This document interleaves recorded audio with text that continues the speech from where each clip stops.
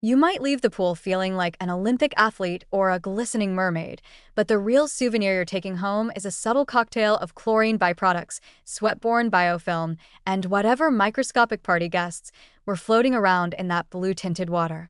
Spoiler alert, they are not invited back to your house. And yet, if you skip the post-swim shower, you're basically letting them ride shotgun on your skin, your hair, and probably into your sheets. So, if you think showering after swimming is optional, let's take a quick tour of what's really clinging to your body and why ignoring it turns you into a walking petri dish of good intentions and bad decisions. First, let's talk about chlorine, the superhero of pool disinfection that's actually more of a chemically chaotic sidekick. When it's doing its job right, chlorine reacts with all the organic materials swimmers contribute: sweat, body oils, mucus, urine, you know it's in there, and yes, dead skin. But chlorine isn't just zapping germs like a laser beam, it's forming chlorinated byproducts, most notably chloramines, which stick to your skin and hair like clingy X's. These are the same substances responsible for that pool smell and for the itchy eyes, tight chest, or raw skin you may feel afterward. If you don't wash them off, you'll be marinating in them for hours, slowly leaching moisture out of your skin until you feel like a crouton. Then there's the microbial hitchhikers.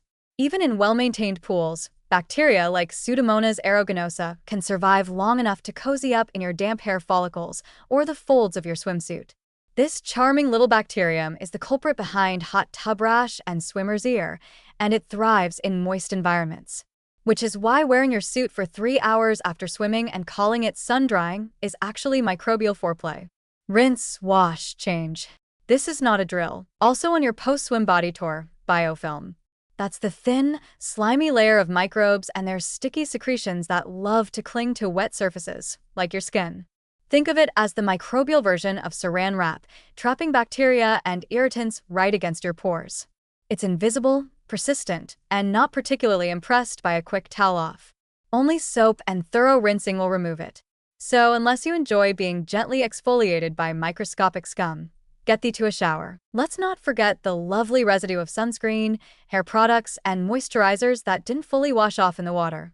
These combine with chlorine in a delightful process that creates new compounds with names like cyanogen chloride, which sounds like something banned by international treaties.